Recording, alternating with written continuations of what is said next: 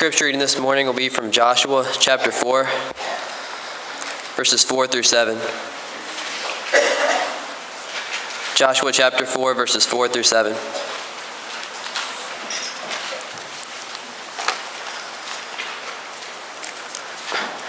Then Joshua called the 12 men whom he had appointed from the children of Israel, one man from every tribe. And Joshua said to them, "Cross over before the ark of the Lord your God into the midst of the Jordan, and each one of you take up a stone on his shoulder, according to the number of the tribes of the children of Israel. That this may be a sign among you, when your children ask in time to come, saying, 'What do these stones mean to you?' Then you shall answer them that the waters of the Jordan were cut off before the ark of the covenant of the Lord. When it crossed over the Jordan, the waters of the Jordan were cut off. And these stones shall be for a memorial to the children of Israel forever."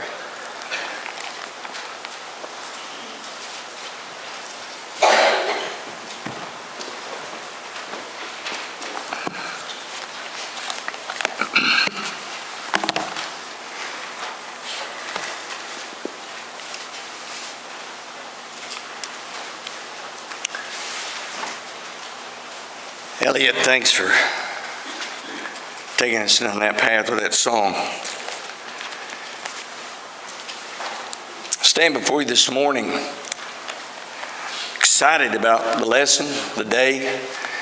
Good to see some traveling and visiting with us, maybe some for the first time. You're great to see you. Good to have you here with us. I come to you this morning just a little heavy-hearted. Dear college friend of mine, his family, and the Mableys are there with him this morning. Todd Walker was the individual, the minister and the song leader there in Kentucky. He died earlier in the week, and they're there with him this morning. In a lot of places I'd like to be this morning. I'd like to be in Kentucky. Yeah, I admitted that. I said it out loud. I'd like to be in Kentucky. I'd like to be in Florida this morning. I called and talked to Mary this morning. I want to share something with you. I prayed about it. I wondered if I should. But I think you need to feel this with her.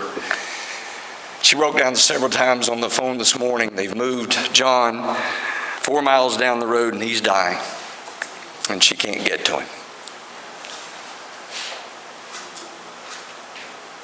And one of the things she mentioned this morning as her greatest source of comfort was the meeting she had with the elders, she and John, before leaving. And knowing that they have a church family. Even though we're not there, she says, "I know you're thinking of us." And then I find out Grace is back in the hospital. Kate will come home Thursday for his 1.5-year cancer-free scan.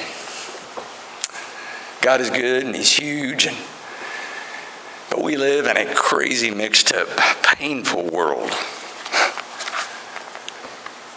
But it's always good to be reminded that God's still there, still in control, and he's got this.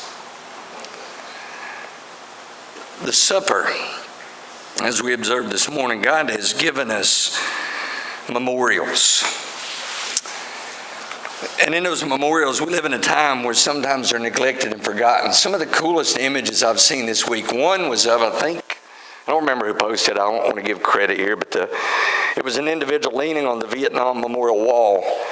And as they were leaning, in the background were the images of soldiers whose names were there. Some of you are nodding, you saw that one. My favorite one was the one where this family was enjoying a time together, and it was just a playground.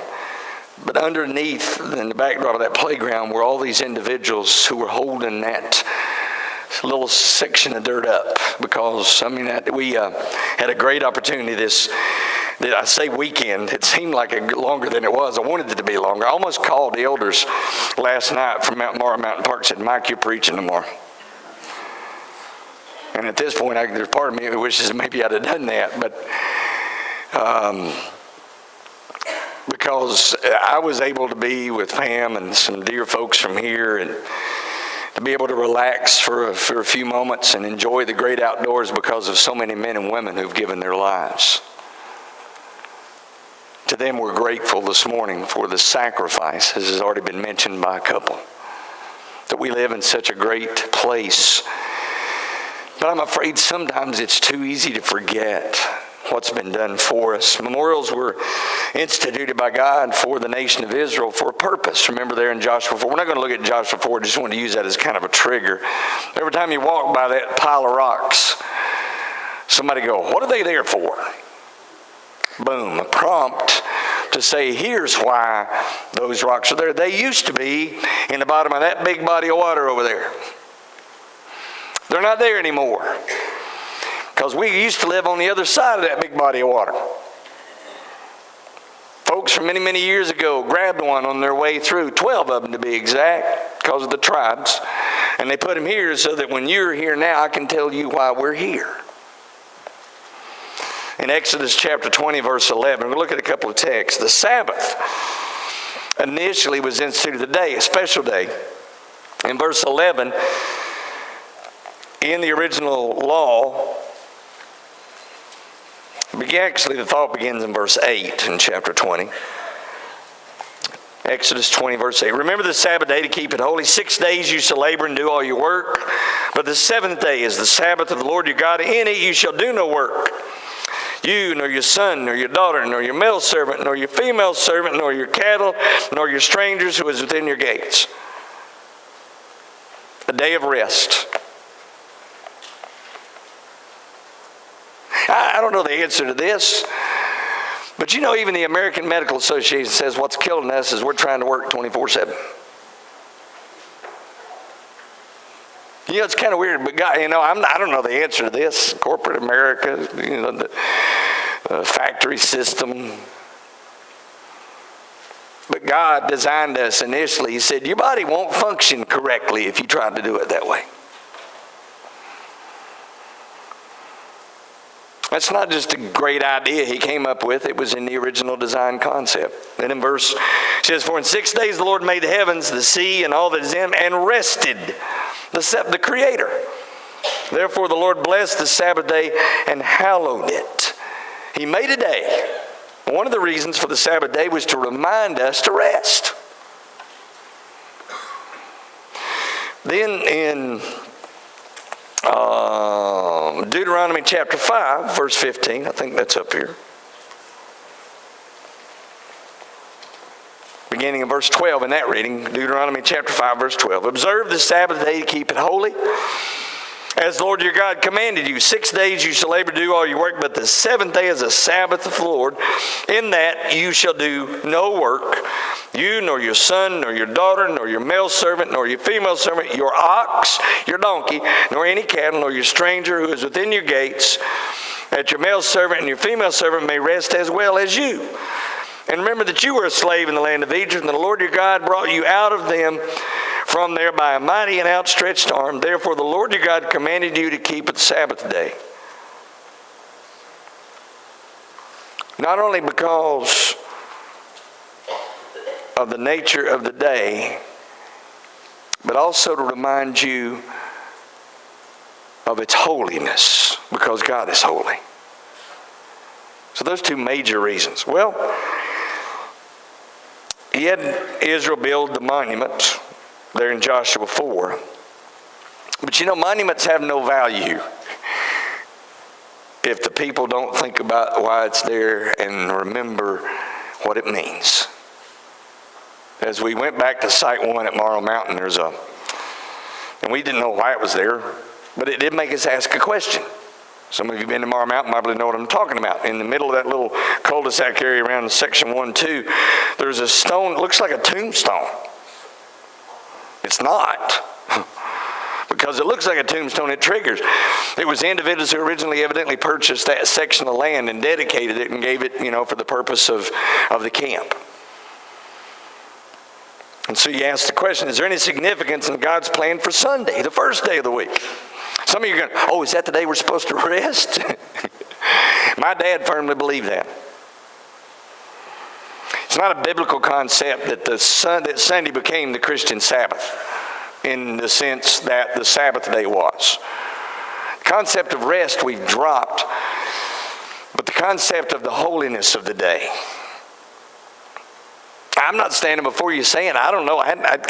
When I kind of thought about this whole process, I didn't want to rattle the whole of humanity and go, I think God wants us to find another day to rest on. I will tell you this, we function better when we rest, right? And I know my wife's sitting there going, rest? What do you know about rest? I did it good yesterday. Better than I've done it in a while. One of this is, y'all going to take this the wrong way. We had no phone signal at Morrow Mountain. She liked that.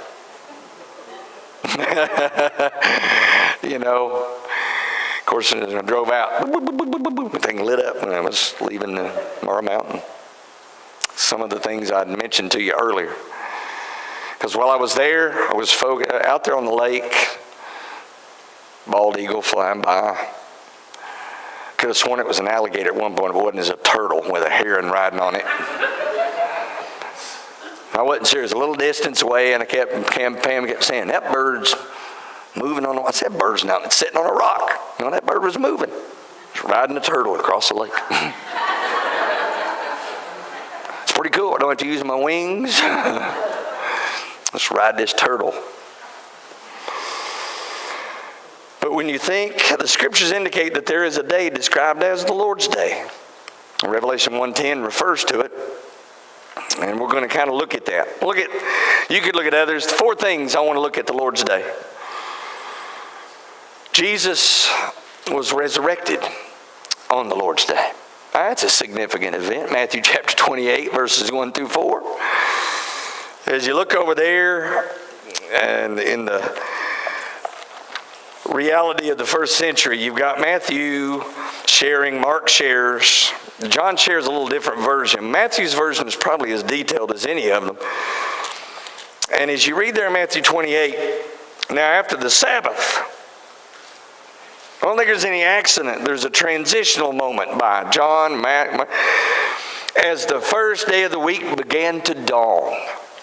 Beautiful morning this morning, no clouds, cool breeze. Don't know what it was like on this particular Sunday morning. But I do know, much like I've kind of felt this morning, there was a heavy heart because they're not going where they're going with happiness. Their purpose this particular Sunday morning is to do what's traditionally been done by the Jews and had been done in the first century.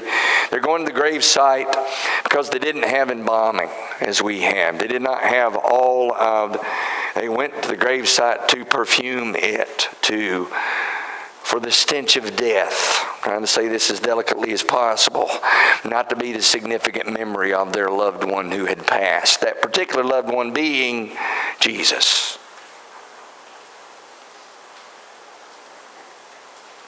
So on this first day of the week, I can remember growing up, and I feel bad when I admit this to you. And I just thought of this morning. Maybe it's because I'm in a somber place. I'm sorry for being here. I remember growing up, one of the significant things we did on Memorial Day was we went to my grandmother and grandfather's gravesite and we put flowers on it. Some of you remember, how many of you decoration day with families? Remember that, don't you? People don't do that. Some do. My mom still does. She reminded me the other day that she'd gone to Dad's grave and put flowers there.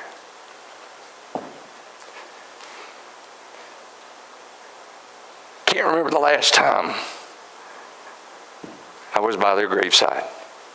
It's too far to travel. But I knew every time I drove up the Bluff City Highway and saw the little gravesite there next to the Mountain View Church of Christ, I knew right where the stones were.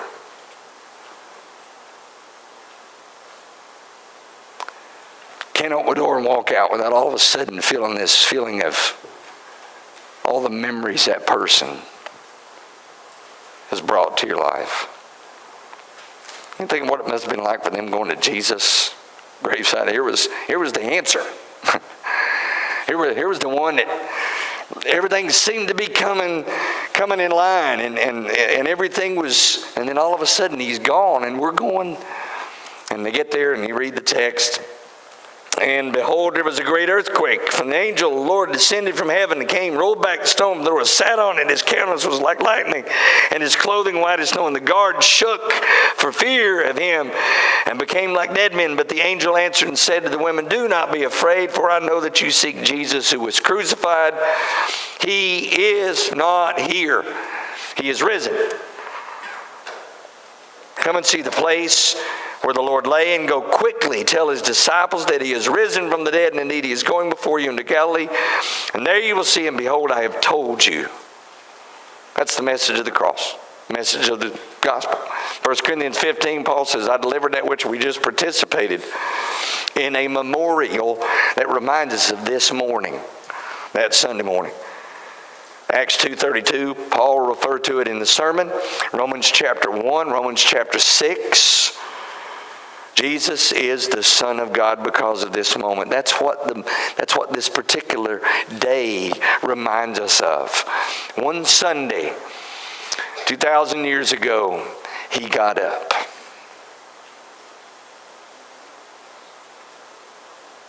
That's something that needs to be remembered. It needs to be etched in our brains every Sunday morning when we wake up. We see the sunrise. Number two, the church was established. Ministry of Jesus. In Acts chapter 2, well actually Matthew 16, Jesus made the statement in Matthew 16, upon this rock I'll build my church, and the gates of Hades won't prevail against it. In Acts chapter 2, there is a moment, several moments there on that day as they've gathered together on the day of Pentecost, which is on a Sunday. And it's on that particular day that he preaches the gospel sermon. And at the end of Acts chapter 2, we read in verse 47, praising God and having favor with all the people, and the Lord added to the church daily those who were being saved. Mark 9:1 verifies it was on the day of Pentecost, and Leviticus 23 verse 15-16 says it's the day after the Sabbath. Always on the first day of the week. And so on this particular day, not only the resurrection of Jesus, but this great moment, AD did a pretty good job. I know some of you have been watching that. Remember, had showed the Spirit with fire and came on. Now, the events chronologically from that point forward were a little mixed up, but there was a powerful thing that happened that day. The Lord is raised on the Lord's day. The church begins on the Lord's day. This one's a little unique, but it was part of the system. In 1 Corinthians 16, the church is to take up a contribution.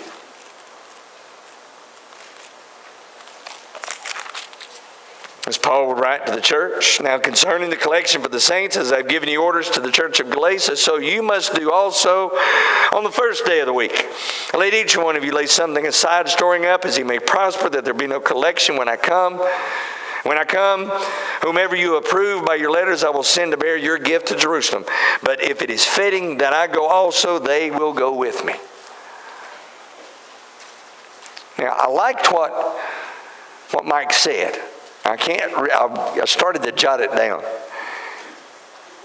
Because we give because he gave for us. Something of that nature. You said it better than I did. And in essence, you've got the Lord's resurrection, you've got the church beginning, you've got a gift necessary so that on that day, we're reminded of our responsibility to do what was done for us. Not just monetarily, but of our time and of our talents. A lot of opportunities we're having for those types of events to get together and to encourage one another. And what a blessing this weekend was. What a great job Jeff and Kendra did, and what a blessing just to relax with each other. But some of the stories you're going to hear about this weekend are not all totally accurate. I told them I was going to tell you that because there's a rumor that I set a picnic table on fire.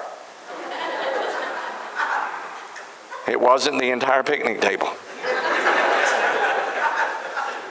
Caleb would have got a hoot out of it because he's got a really cool backpack stove. I've got the knockoff version of backpack stove, and the first video I ever saw of this particular backpack stove was a particular large flame. And then I finally did what I should have done when I first got the thing is I took the instruction manual out. There was a step I was leaving out. Nobody was harmed. All the animals are okay.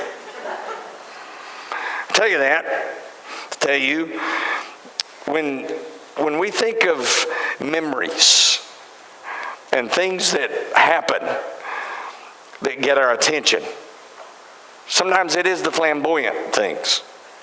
You think of the first day of the church. I think there's a reason it's a rushing mighty wind, fire on all of them. God will say, I'm a part. This is not what you're about to see is not from here. It's from somewhere else. Folks, when are we going to start living like we're from somewhere else?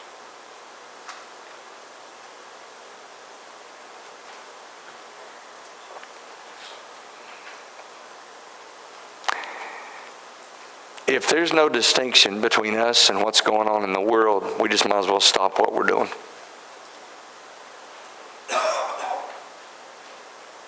Because the Lord's Day is about reminding us.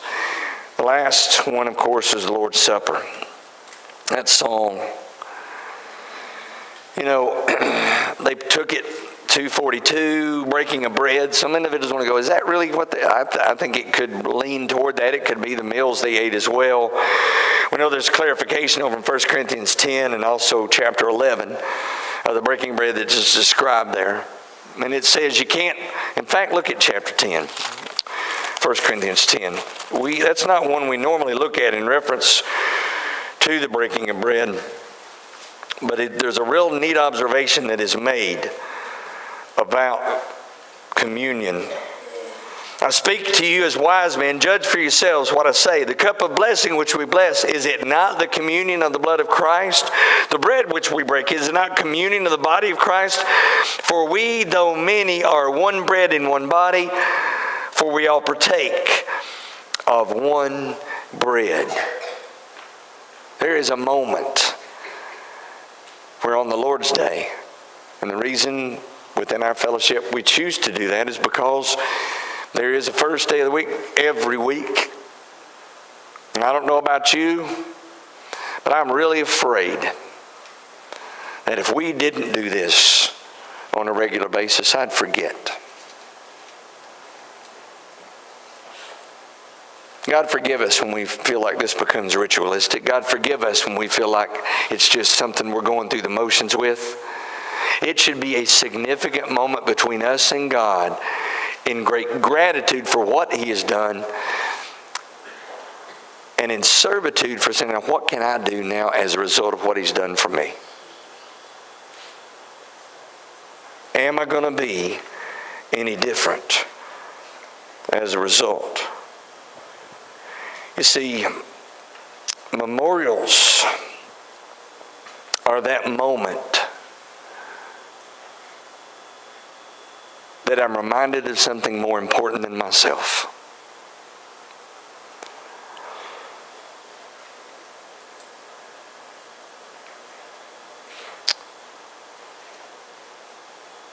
It is by partaking in the assembly, by the whole church, that we're reminded of our responsibility to each other.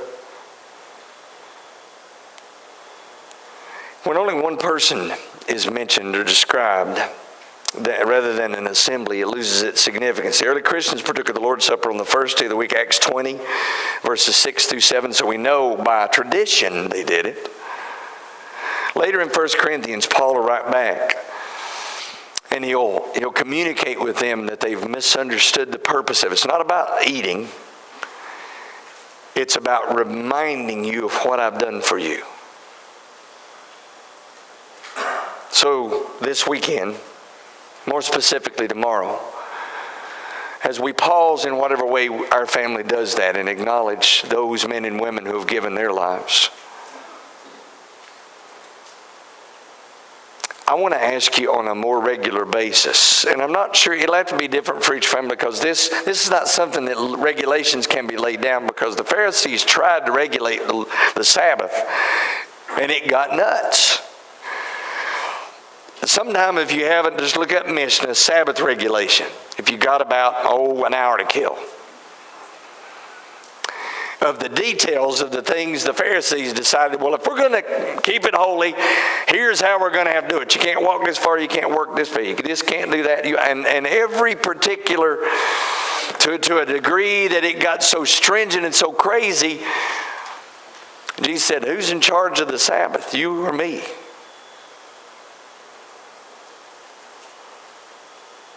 I'd like to see us somehow, some way, and like I said, this is still in its formative way in my brain. How do we make the Lord's Day His day again in a more powerful way?